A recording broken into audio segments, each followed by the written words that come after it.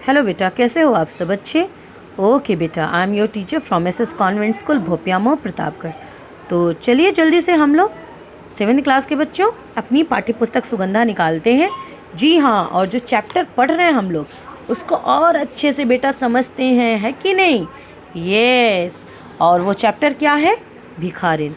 तो आपने देखा कि किस प्रकार एक भिखारिन है ना, सुबह से शाम तक मंदिर की चौखट पे खड़ी रहती थी और गिड़गिड़ाने के बाद जब 2-4 पैसे उसे मिल जाते थे तो उसे ले जाके एक हड़िया में डाल देती थी, है ना, आपने देखा।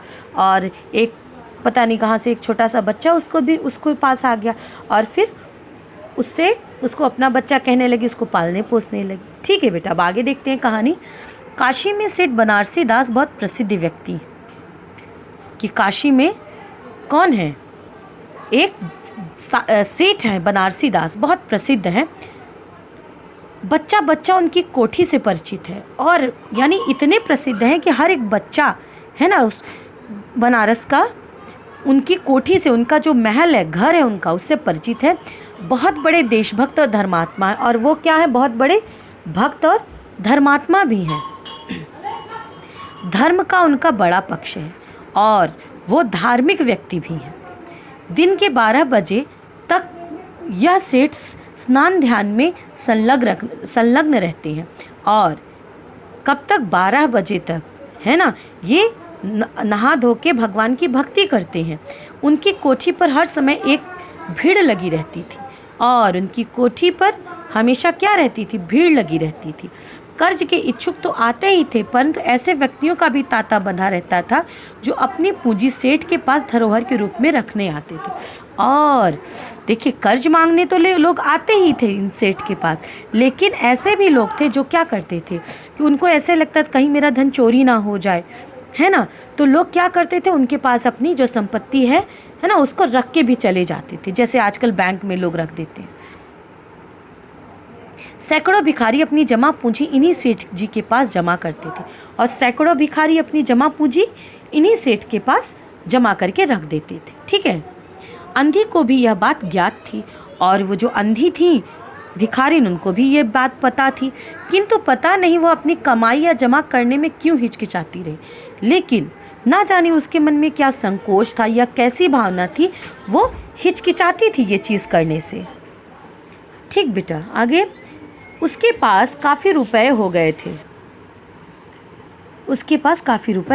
फिर वो जो अंधी थी उसके पास क्या हो गया था? हाड़ी में बहुत सारे रुपए हो गए जो भिक्षा मांग के लाती थी। हाड़ी पूरी भर चुकी थी और जो हाड़ी थी, जो मटका था, वो क्या हुआ? भर गया था पूरा पैसों से।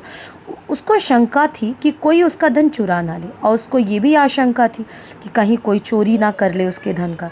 एक दिन संध्या समय अंधी वह हाड़ी उखाड़ी और अपने फटे हुए आंचल में छुपाकर सेठ जी की कोठी पर जा पहुंची। और फिर क्या किया उसने?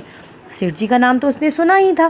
फिर वो एक रात में क्या की? हाड़ी उखाड़ी, अपनी जो साड़ी का आंचल है उसमें छुपाकर उनके पास पहुंच गई। सेठ जी बही खाते के पृष्ठ उलट रहे थे और सेठ जी क्या कर रहे थे? जो उनका बही खाता जिसमें पूरा लिखते थे कि कितना पैसा जमा है, कितना दिया है, कितना क्या है ना, वो जो बही खाता उसके पन्ने उलट पलट रहे थे। उन्होंने पूछा, क्या है बुढ़िया? और फिर उन्होंने कहा कि क्या है बुढ़िया? अंधी ने हाड़ी उनके आगे सरका दी और डरते डरते कहा, सेठ जी इसे अपने पास जमा कर लो, मैं अब अंधी अपाहिज कहाँ रखती फिरूंगी। और फिर उसने क्या किया?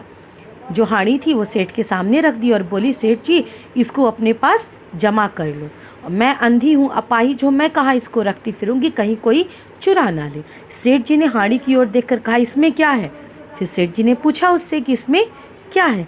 अंधी ने उत्तर दिया, भीख मांगकर अपने बच्चे के लिए 2-4 पैसे इकट्ठा किए हैं, अपने पास रखती हूँ, कृपया आप इन्हें अपनी कोठी में रख लो। फिर उसने कहा कि मैं अंधी हूँ, मेरे पास एक बच्चा है, उसके लिए मैं भविष्य के लिए 2-4 पैसे इकट्ठे करती हूँ, है ना। अब ये भर गई है तो मैं सोच रही हूँ इसे आपके पास जमा कर दूँ। सेठ जी ने मुनीम की ओर संकेत किया करते हुए कहा, बही में जमा कर लो। फिर सेठ जी ने मुनीम को देखा और कहा कि इसको क्या करो? बही में जमा कर लो। फिर बुढ़िया से पूछा, तेरा नाम क्या है? फिर उन्होंने किससे पूछा? जी हाँ, बुढ़िया से पूछा कि तेरा नाम क्या है? ठीक बेटा, आगे हम लोग नेक्स्ट वीडियो में पढ़ेंगे।